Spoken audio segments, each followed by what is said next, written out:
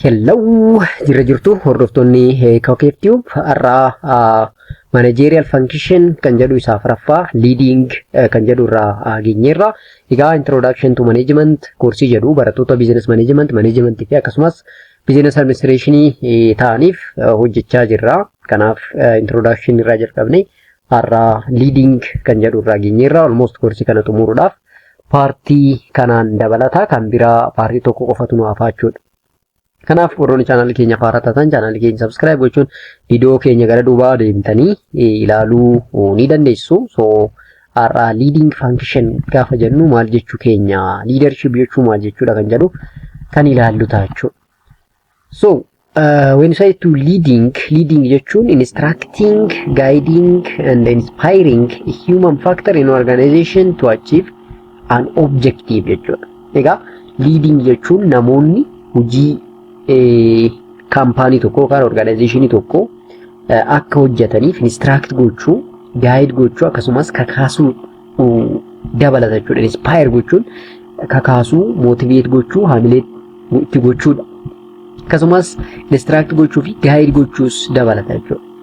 Naaf dhaabbanni tokko kaayyoo mataa isaa qaba, objectivii mataa isaa qaba.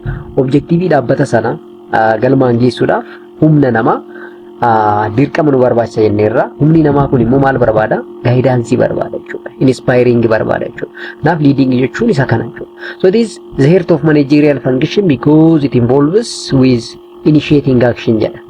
Even as a heart jennaan jechuudha. Akka onnetti ilaalama. Onne jechuun akkuma beektan qaamni keenya kutaan qaama keenya baay'een isaanii dhiiga kan argatan onneedhaan. Onneen dhiiga hunda isaaniitiif raabsuudhaaf baay'ee murteessaadha. Onneen keenya dhukkubsate jechuun qaamoleen keenya baay'een isaanii rakkoo keessa bu'u jechuudha. Kanaaf best leadership yookaan immoo leadingiin hin jiru ta'e taananii planningiin fedhe yoo jiraate, staffingiin fedhe yoo jiraate, organizingiin fedhe yoo jiraate galmi ga'insi kaayyoo dhaabbata sana amansiisaa hin ta'u jechuudha. Kanaaf leading is the heart of managerial function jechuu dandeenya jechuudha.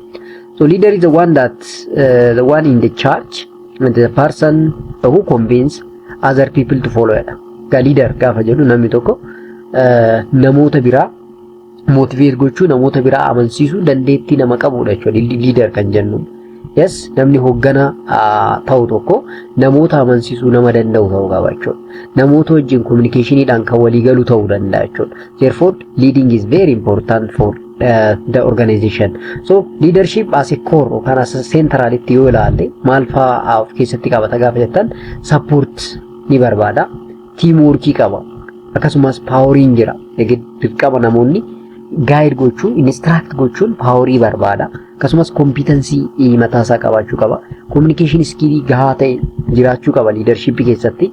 Akkasumas skilliin jiraachuu qaba. Not only skill amma namoota inspire gochuu, motivate gochuu dandeettii akkasii qabaachuu qaba. Akkasumas responsibility kennameef immoo kan fudhatu ta'uu danda'u qaba jechuudha. Kanaaf leadership can have this componentoota kanneen integrate gochuudhaan dhaabbanni tokko galma inni barbaadu, galma inni kaayyeeffate sana akka ga'u taasisuu danda'a jechuudha. So some define leadership as an integral part of the group process. Egaa definition leadership karaa adda addaatiin saayintistoota garaagaraatiin definition garaagaraa kennuuf fakkeenyaaf leadership kana karaa kamiin hiikuu danda'u an integral part of a group process jedhu. Yes, leadership following qabaanne leadership leader hin jedhamu. Namni leader ta'e follower qaba dirqama jechuudha. Yes, namoonni isa jalatti hojjetan, namoonni isaan hoogganaman jiraachuu dirqama jechuudha. Kanaaf an integral part of group process jenna jechuudha. As I define it is a primarily as an influence process. Yes, influential leader gaafa taatu influential ta'uu danda'u qabda. That is also another leadership definition. And the skill others or still others see leadership as an initiation of structure and the instrument of the goal achievement. Akka meeshaatti fayyadamuu dandeenya leadership kana initiate gochuu akkasumas achieve gochuu keessatti gahee guddaa kan taphatu leadership. Kanaaf leadership karaa kanaan ilaaluu dandeenya. Several even consider leadership as a servant of their follower. Even leader gaafa taatu servantii ta'uu danda'u qabda. Tajaajilaa ta'uu danda'u qabda. Follower kan kee sirriitti tajaajiluu danda'u qabda jechuudha. Amma maanajaraa fi leaderii garaagarummaan isaa inni guddaani leader gaafa taatu itis servantii ta'uu qabda jechuudha. So especially servant turun jedhaman ufii isaanii miidhanii kan hawaasa isaanii gargaaran fakkeenyaaf Mahatma Gandhi fudhattan Nelson Mandela fudhattan baay'een isaanii they are servant uummata isaaniif jedhanii isaan gadadoo hedduu fudhachaa turan fakkeenyaaf Nelson Mandela fa'aa fudhattan jechuudha. So such type of leadership is known as servant leader jennaan jechuudha. Servant leader jennaan jechuudha. The other one is despite the difference, the various definition of leadership, there are three common elements. Ega amma definition leadership gaafa laallu karaa adda addaatiin hiikneerra. Karaa adda addaatiin hiiknu malee wanti isaan wal fakkeessu sadiitu jira jechuudha. Definition hunda isaanii tokkoffaa leadership is a group phenomena kan jedhu baay'een isaanii itti amanu yookaan immoo ni fudhatu. Maaliif leadership kan jiraatu yoo following jiraatu yookaan leader kan jiraatu yoo following jiraate jennee irra waan ta'eef kanaaf it is a group phenomena jechuu dandeenya. So there is no leader without follower jechuudha karaa biraatiin. Inni biraa second leadership is goal oriented or goal directed. Yes, leadership fedhe kamiyyuu goolii dhaabbata sana directing godhu taananii karaa sanaan hin deemu taananii leader hin jedhamu jechuudha. Leader hin jedhamu jechuudha. In sadaffaan immoo the presence of leader assumes some form of hierarchy with the group. Maybe formal or informal ta'uu danda'a garuu hierarchy jira jechuudha. Akkuma argaa jirtan kun hierarchy sin agarsiisaa jira jechuudha gama kanaan. So hierarchy jira. There is top level, middle level, lower level jira. Kanaaf hierarchical within the group ta'uu danda'a. Hierarchy sun garuu formally yookaan immoo informaly ta'uu akka danda'us beekuu qabna. Kanaaf leadership definition garaagaraa qabaatu iyyuu wanti definition baay'ee isaanii kan wal fakkeessu wantoota sadiin kana jechuudha. Tokkoffaa group phenomena, lammaffaa goal directed jedheen sadaffaan immoo hierarchy with formal or informal presence are there jechuu dandeenya jechuudha. According to Hersley and Blanchard, leadership is the function of leader, follower and the situation as depicted below. Amma namoonni kunniin hayyoota jechuudha. Hayyoonni kunniin leadership karaa adda addaatiin hiikuu jalqaban. Fakkeenyaaf Hersley and Blanchard warroon jedhama leadership mathematically express gochaa turan jechuudha. Yes, leadership is equal to the function of leader, follower and the situation jechaa jira jechuudha. Situation haala kam keessatti jechuudha. Situation jechuun haala kam keessatti. Leadership leader kan jennuun haala leadership jira, follower jira isa jalatti namoonni jiru jechuudha kan namoonni hogganaman achumatti immoo situation jira jechuudha haalli jira taateen jira jechuudha. So leadership is the integration of these three things jedhu isaan sadeen kana follower, leader and the situation according to Hersley and Blanchard jechuudha. So leadership at an individual level and a group level and the organizational level laaluu dandeenya bittinneessine scope isaa gaafa laallu leadership kana scope isaa at individual level, at group level, and organizational level. At individual level, gaafa jennu involves mentoring, coaching, inspiring, and motivating kanneen of keessatti qabata. Fakkeenyaaf coaching, mentoring, inspiring, yes, motivating. This one is at individual level. At the group level, gaafa ta'u leader build, team building keessatti hirmaata jechuudha. Akkasumas cohesion akka unity akka jiraatu, conflicting garaagaraa resolve akka ta'u keessatti gahee guddaa taphata jechuudha as a group level leadership jechuudha. As a organizational level akkuma beektan leader can build what you call an asset. Yes, build godha jechuudha almost. So leadership can be build the culture, strategy and organizational excellence. Yes, organization sun dhaabbanni sun bakka jiru sanarratti beekamtii guddaa akka argatu, beekamtii akka gonfatu, culture fi strategy gahaa akka qabaatu taasisa jechuudha leadership jechuudha. Maali leadership kun immoo style qaba. There is different leadership style. So it is considered as a pattern of behavior, a leader whose influence any employees to achieve organizational goal. Pattern is a pattern of behavior. How to influence employees so as to achieve organizational goal kan jedhu kana jechuudha leadership style gaafa jedhu. Leadership style gaafa jedhu. So it is the behavior exhibited by the leader during influencing subordinate to accomplish organizational goal or organizational objective. Leaderin tokko akkamitti follower isaa qabata organizational objective yookaan organizational goal isaa achieve gochuudhaaf bifa kamiin qabata jechuudha. Yes, haala kanaan bakka hedduutti qooduu dandeenya leadership style gaafa jennu. Maybe autocratic leadership style kan jennu jira, democratic leadership jira, laissez-faire leadership jira, bureaucratic leadership jira. Akkasumas situational leadership kan jennuun immoo jira jechuudha. Tokkoon isaanii maal nutti himu kan jedhu inni ilaalla jechuudha.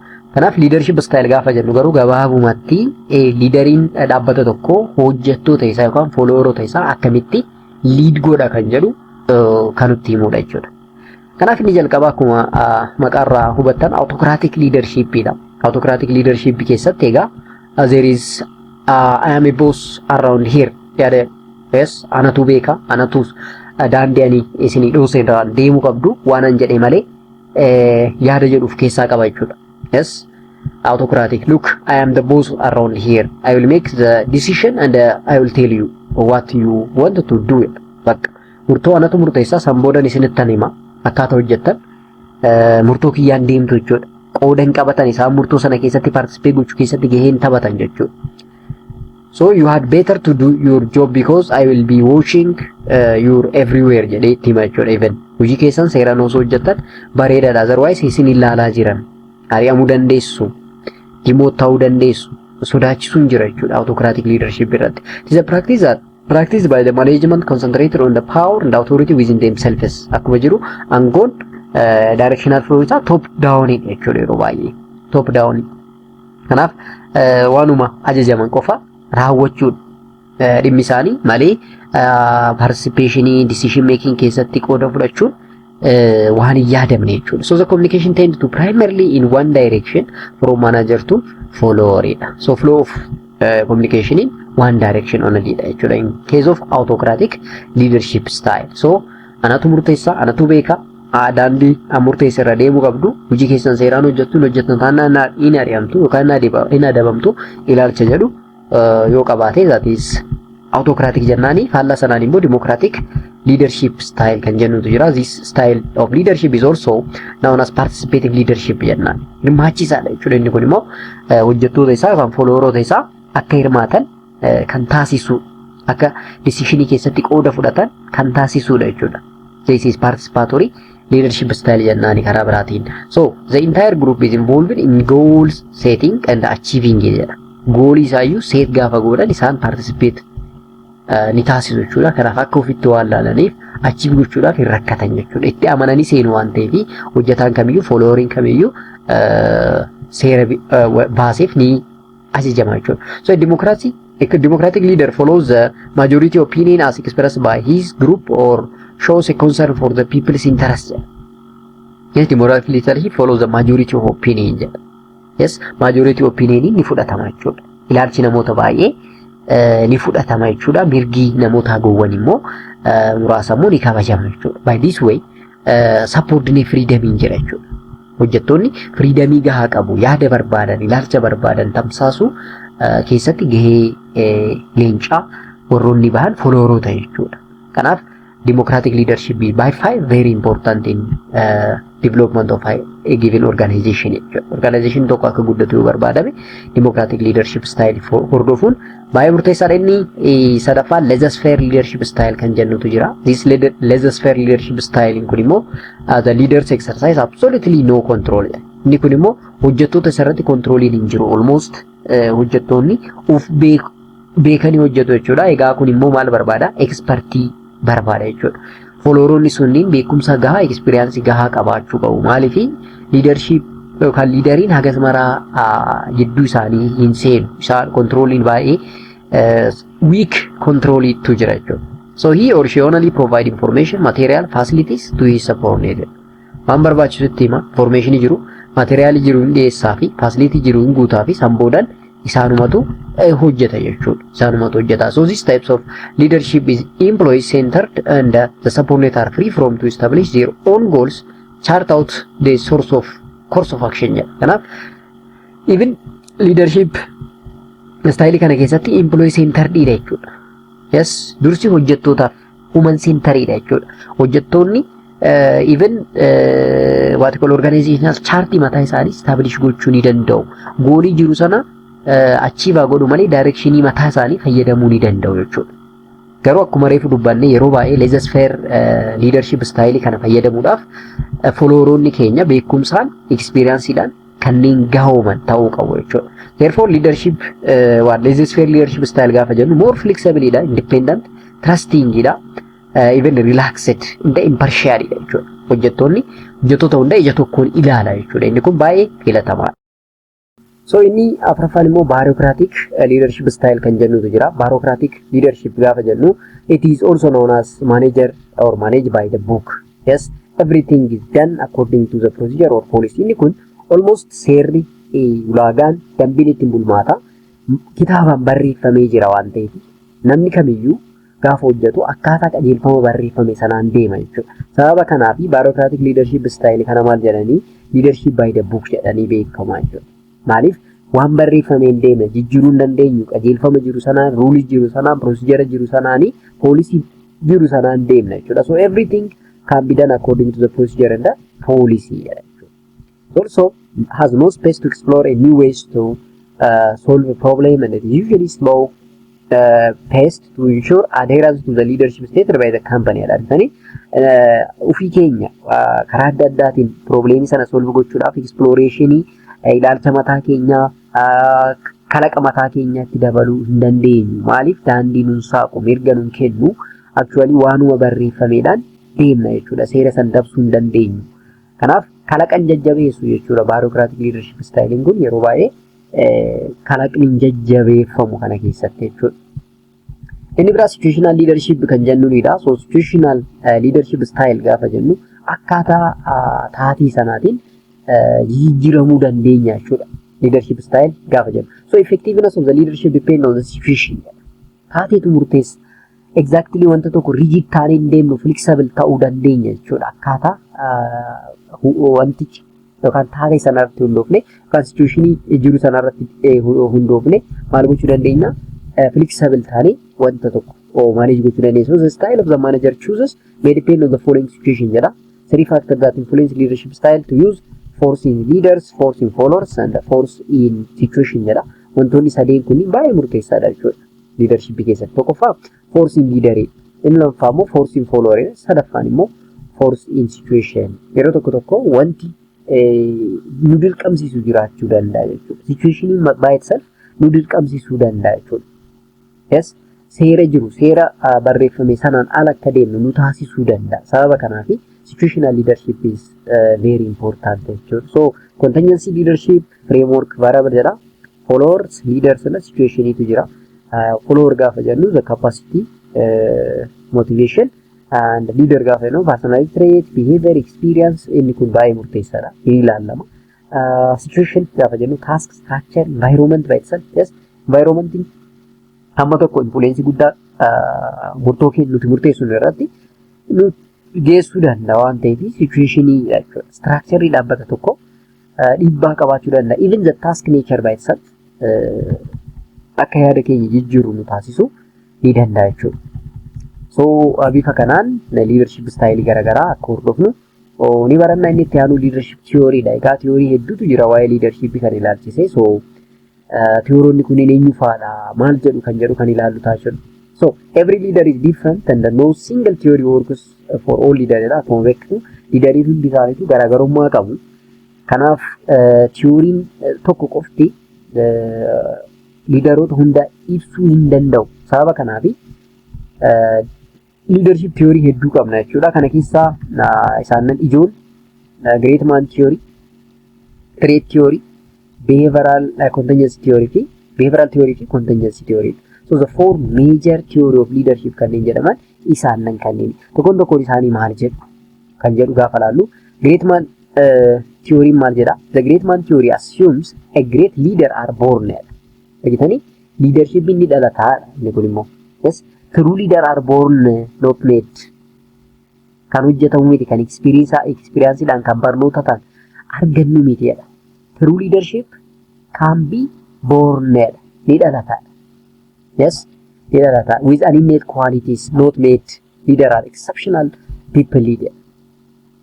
And akkaataa great man theory kanaan immoo most of the time the leader are married. Dhiira warroota dhiira ta'antu akka leaderitti fudhatamu jechuudha. The thought of the great women was generally in areas other than leadership.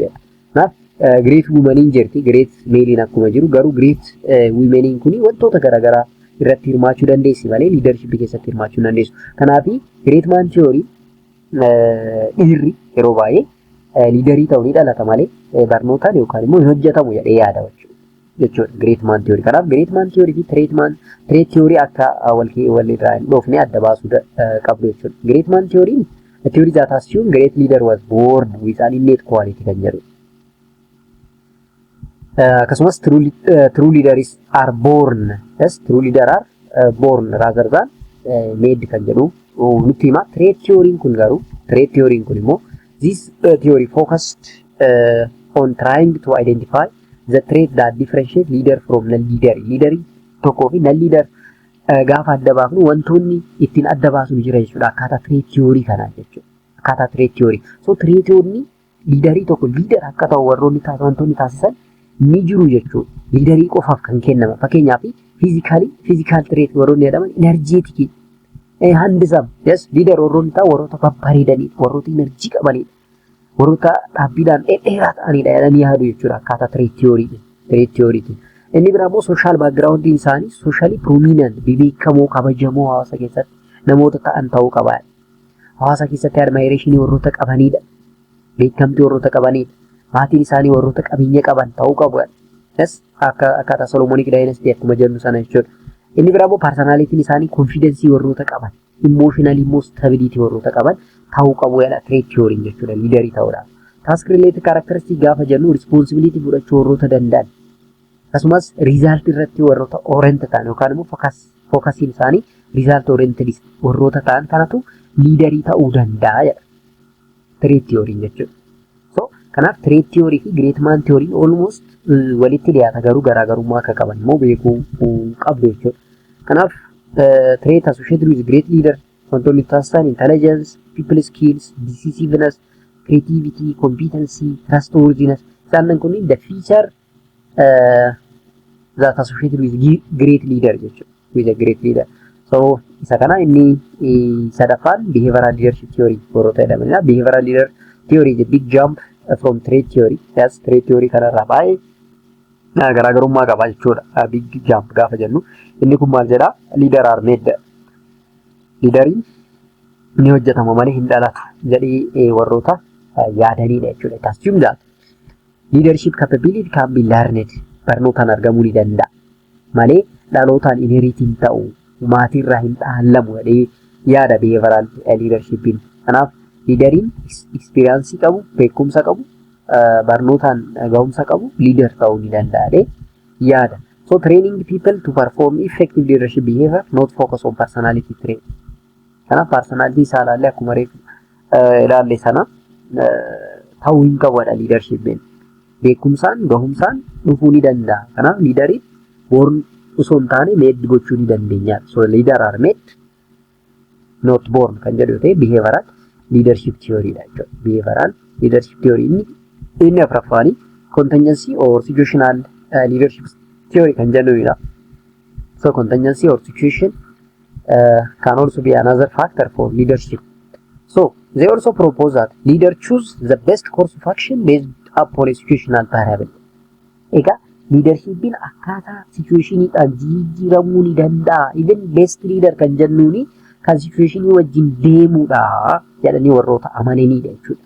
Warroota amananiidha. Inni kun theory kun maal jedha? The leader can be the one that is suitable for situational variable. So leader are a product of a given situation. What is effective in one situation may not be effective in other situation. Anitani leaderin tokko situationii tokko keessatti maybe more effective ta'uu danda'a. Garuu situationii biraa keessatti immoo effective ta'uu dhabuu danda'a. Kanaaf situational leadership kan jennuuni situationii jiru wajjin jijjiirama gahumsaan dhaabbata tokko hoogganuu kan danda'u followerota isaa kan amansiisuu danda'u yoo ta'e that is definitely leader jedhanii yaadu jechuudha.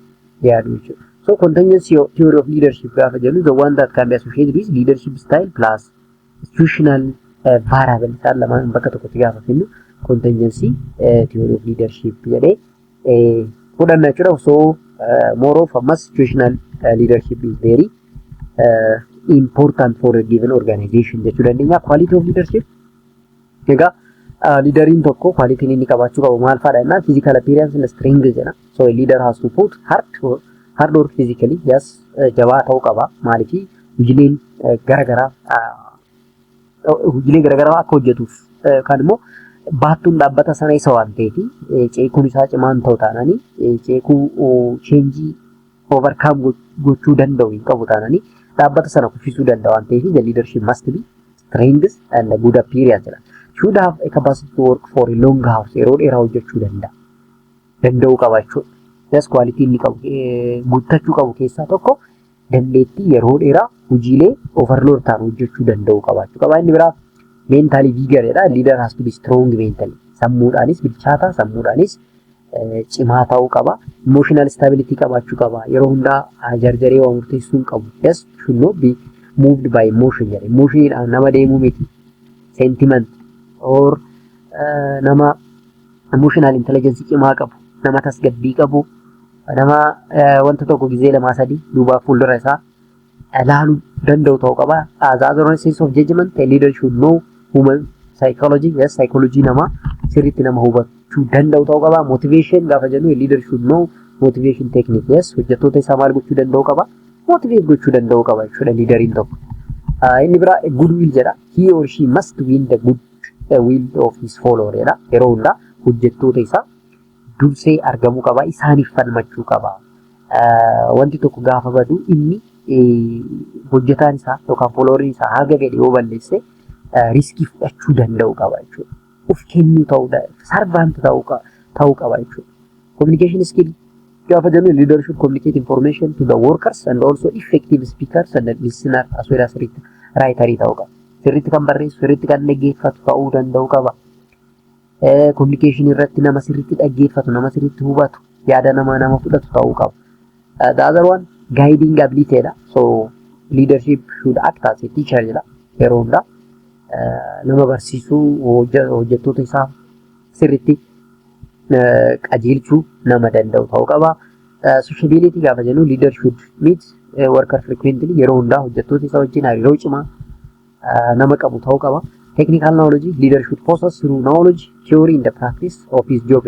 Yes, nama theory qofaa beeku osoo hin taane practices nama beeku ta'uu qaba. Kanaaf wanti tokko technically rakkooleen garaagaraa gaafa mudatan nama ufumaan ufaa hojjettoota isaa guide gochuu danda'u ta'uu qaba. Be honest and sincere as well as fair jedha. Kana jechuun leader should also be honest, yes, sincere and fair to accept all or by all jedha. Fairness garaa nyaatti akkasumas dhugaa irratti hundee nama hojjetu ta'uu qaba. Maaliif hojjettoota isaa hunda biratti fudhatamaa wal qixa ta'e argachuudhaaf nama akkasii ta'uu qaba. Inni biraa leadership or leader and manageriin garaagarummaan isaanii maali kan jedhu kana ilaalla jechuudha. Egaa leaders and manager have some difference. Fakkeenyaaf leader gaafa jennu leader is an essence of change yeroo baay'ee. Manager is an essence of stability. Inni kun stable akka ta'u nama barbaadu yeroo baay'ee dhaabbanni tokko wanti isaa baay'ee isaa stable ta'e akka turu nama barbaadu. Leaderiin immoo yeroo hundaa change nama barbaadudha jechuudha. Admiration of change dha jechuudha yeroo baay'ee. Akkasumas leader are lead people but manager are managing work. Inni kun hojii irratti kan xiyyeeffatu. Inni kun immoo nama maaliif namni asseetii dhaabbata sanaa keessa isa hangafaadhee amana leaderiin jechuudha. Inni kun immoo hojiin hojjetamu managing work. The other one is leader are follower but manager are subordinate. Yes, and the leader seek vision but manager seeks objective. Kuni objective irratti xiyyeeffata. Inni kun immoo vision irratti jechuudha. Gara fuulduraa fageessee ilaala. Inni kun immoo immediate objective achievement irratti focus godha jechuudha. Leader facilitate for decision but manager make decision. Kuni ofuma isaa decisionii yookaan murtoo murteessan. Inni kun immoo hundi isaaniitu qooda akka fudhatan facilitate godha jechuudha. Carraa bana jechuudha. And the leader is reactive but inni kun immoo proactive dha. And the leader take risk but manager minimize risk. Inni kun risk sodaata, inni kun immoo risk fudhachuu keessatti onnee cimaa nama qabu ta'uu qaba. Leader use conflict but inni kun immoo conflict avoid godha. Inni kun yeroo hundaa manager conflict hin barbaachisu jedhee yaada. Inni kun immoo garuu conflict keessas wanti gaarii opportunity argamuu danda'a yaada jechuudha. Leaderiin again leader show new road. Inni kun immoo show existing road. Daandii jirurraa akka deeman barbaada. Inni kun immoo daandiin haaraa kalaqni haaraan akka dhufuu barbaada. Leader again give credit. Inni kun immoo take credit fuma isaa fudhata. Inni kun fakkeenyaaf managerri dhaabbata tokko dhaabbanni sun gaafa successful ta'u almost akka inni successii sana fidetti ilaala. inni kun immoo liidarii gaafa taatu immoo successful gaafa taatu successiin kun kan dhufe hojjettoota kiyyaan jettee isaaniif kireeditii kennuu qabda jechuudha. Inni biraa leader give doing the right thing but inni kun immoo right manager doing things right. So inni kun garaagarummaa managerii fi liidara jidduutti jirudha. So karaa kanaan hubachuu dandeessu. This one is a diagrammatic representation. So partiin what called leadership jedhu kan toppikiin leading jedhu kun kana fakkaata. Yeroo biraa xumura qabannee dhufna. Samboodhaan gaafilee exit examii hojjechuu eegallaa gamanumaan qophooftanii akkana eegdan kabajumaan isin affeeruu barbaada. Barattoonni tokko tokko staatiksii viidiyoo ilaaltanii gaafilee workoutii ta'an tokko tokko akkumaaf nuuf hin hojjennee gaafii jedhu na gaafattanii jirtu. Kanaaf gaafilee workoutii ta'an staatiksii qofa osoo hin taane koorsiilee management, business management fi business administration irratti exit exam irra dhufan kanneen calculationii qaban exit exam irra gaafilee akkamiitu dhufa kan jedhu ni jalqabna jechuudha. Gamanumaan qophooftanii akkana eegdan isin kakaasuu barbaadeeti maaliif xarrii irratti exit exam yerroonni fudhattan hedduutu jira waan ta'eef kanaaf saniif prepare gochuudhaaf chaaptarii jaaffaa erga laallee booda kallattimaan gara exit examii seenna jechuudha. Har'aaf nugaa chaaptarii jaaffaatiin immoo arginutti nagatti.